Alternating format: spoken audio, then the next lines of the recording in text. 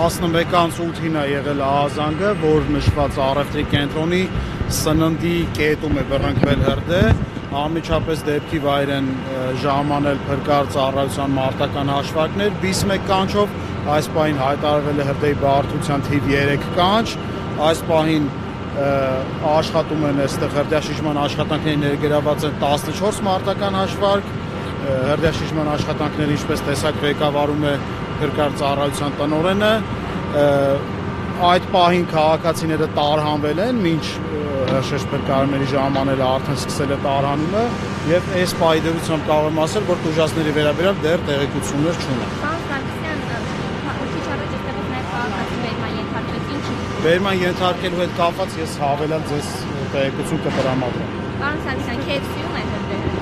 Նախնական տվյալներով ըստ ահազանգի հրդեհը բռնկվել է սննդի կետում։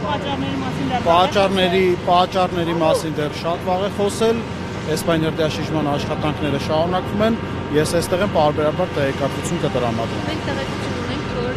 փրկարարներից երկու իրենց լավ չէին զգում, ստեղծագործությունից օգնություն է ստացել շարունակել։ Ծխահարության հետևանքով նախնականով 2 հոգի էին, այո, բայց ընթացքում էլ եմ ասում կտրամադրենք տեղեկատվություն։ 2 փրկարար ծխահարվել են, հա։ Ծխահարության հետևանքով առաջին օգնություն է ստացել։ Այո։